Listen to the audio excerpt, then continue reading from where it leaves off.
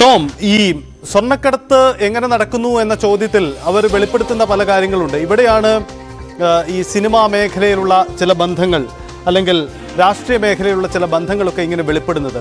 എന്തായാലും ആരാണ് ഈ പെരുമ്പാവൂർ അനസ്, അയാൾ നടത്തിയ പ്രവർത്തനങ്ങൾ എന്തൊക്കെ കൂടുതൽ, അത് നമുക്ക് പരിശോധിക്കാം. നമുക്ക് ഔറംഗസേബിന്റെ ഒരു പ്രതികരണം കൂടി പ്രസക്തമാണ് ഈ ഘട്ടത്തിൽ. കാരണം രാഷ്ട്രീയ രംഗത്തെ പ്രമുഖർക്കടക്കം പങ്കുള്ള ഒരു വലിയ ഗുണ്ടാ സംഘമാണ് കൊച്ചി കേന്ദ്രീകരിച്ച് പ്രവർത്തിക്കുന്നത്. കൊച്ചിയല്ല, അതിന് സംസ്ഥാന വ്യാപകമായ ബന്ധമുണ്ട്. ഒപ്പം അതിന് സുരക്ഷിത താവളമൊരുക്കുന്നത് സംസ്ഥാനത്തിന് പുറത്ത് ചില ഇടങ്ങളിലാണെന്ന സൂചന കൂടി ഇക്കാര്യത്തിൽ ഔറംഗസേബ് പങ്കുവയ്ക്കുന്നുണ്ട്. നമുക്ക് വേഗത്തിൽ ഔറംഗസേബിന്റെ ആ വാക്കുകൾ കൂടി കേൾക്കാം. അതുപോലെ തന്നെ ഈ അനസ് പൊള്ളാച്ചിലിരിക്കുന്ന സമയത്ത് തന്നെ ഇതുപോലെ തന്നെ പല കാര്യങ്ങൾക്ക് വേണ്ടി ഇപ്പൊ ഒരുപാട് പേര് കേസിൽ എന്ന് പറഞ്ഞു കഴിഞ്ഞാൽ ഒരുപാട് പേരെ സ്കെച്ചിട്ട് ഒരുപാട് പേര് മരണാവേണ്ട ഒരുപാട് സിറ്റുവേഷൻ ഉണ്ടായിട്ടുണ്ട്. കുറെ പേരുടെ പേരൊന്നും എനിക്ക് പറയാൻ പറ്റാത്തൊരവസ്ഥയിലാണ്. അതേപോലെ പറയാൻ പറ്റില്ല. പ്രമുഖരുണ്ട്, രാഷ്ട്രീയ നേതാക്കന്മാർക്കും ഉള്ള ഒരുപാട് പേര് എതിർ പാർട്ടിയിലുള്ളവരല്ല എന്ന് വെച്ച് കഴിഞ്ഞാൽ വ്യക്തി വൈരാഗ്യം കൊണ്ടിട്ട് വന്ന കുറെ സംഭവങ്ങളുണ്ട്.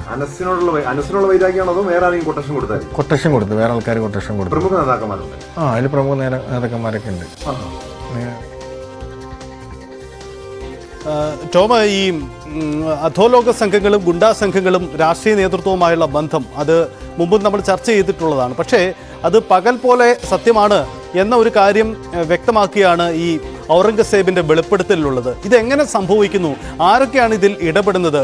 രാഷ്ട്രീയ നേതാക്കൾ തന്നെ കൊടുക്കുന്ന കൊട്ടേഷനാണോ? ഇക്കാര്യത്തിൽ ഈ വ്യക്തത വരുത്താൻ ഔറംഗസേബ് തയ്യാറാവുന്നുണ്ടോ? ചില കാര്യങ്ങളോട് പുള്ളി ചോദ്യങ്ങളിൽ നിന്ന് ഒഴിഞ്ഞു മാറി നിൽക്കുന്ന പോലെ തോന്നുന്നുണ്ട്. എന്താണ് ടോമിനോട് അദ്ദേഹം ഈ ഔറംഗസേബ് പറഞ്ഞ കൂടുതൽ വിശദാംശം?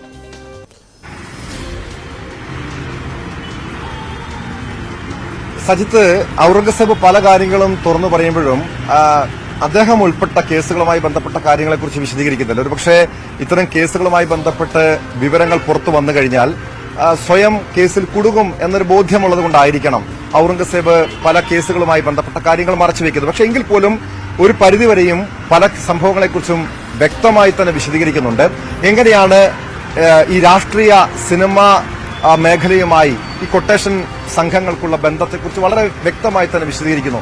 അതിൽ ഇവരെ സംരക്ഷിക്കുന്നത്, കൊച്ചിയിലെ ഗുണ്ടാ കൊട്ടേഷൻ സംഘങ്ങളെ സംരക്ഷിക്കുന്നത് രാഷ്ട്രീയ നേതാക്കന്മാരാണെന്ന് വ്യക്തമായി തന്നെ ഉറപ്പിച്ചു തന്നെ ഔറംഗസേബ് പറയുന്നു. അതിൽ പ്രധാനപ്പെട്ട കാര്യം, ചെറിയ കേസുകളൊക്കെ വരുമ്പോൾ, കൊലപാതകമല്ല മറ്റു ചില കേസുകൾ, അടിപിടി കേസുകളൊക്കെ വരുമ്പോൾ രാഷ്ട്രീയ നേതാക്കന്മാരാണ് അവരെ ജയിലിൽ നിന്നും പുറത്തിറക്കുന്നത്, മറ്റ് സംരക്ഷണം കൊടുക്കുന്നുണ്ട്, അവരെ തീറ്റിപ്പോറ്റുന്നു എന്നൊരു പരിധിവരെ പറയാൻ കഴിയും. മുൻപ് നമുക്കറിയാം, കൊച്ചിയില് ഈ ഗുണ്ടാ കൊട്ടേഷൻ സംഘങ്ങളുടെ വളർച്ചയുടെ കാലഘട്ടം എടുത്തു നോക്കിയാൽ അന്ന് ഇവിടുത്തെ പ്രധാനപ്പെട്ട പല രാഷ്ട്രീയ നേതാക്കന്മാരുമായിരുന്നു അവർക്ക് തണലൊരുക്കിയത്.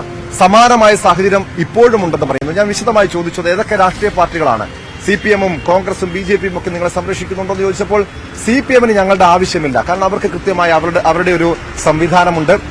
മറ്റ് രാഷ്ട്രീയ പാർട്ടികൾ അത് ഏതൊക്കെയാണെന്ന് ഇപ്പോഴത്തെ തെരഞ്ഞെടുപ്പ് സാഹചര്യമായതുകൊണ്ട് വിശദീകരിക്കാൻ കഴിയില്ല, വ്യക്തമാക്കാൻ കഴിയില്ല എന്നാണ് ഔറംഗസേബ് പറയുന്നത്. പക്ഷെ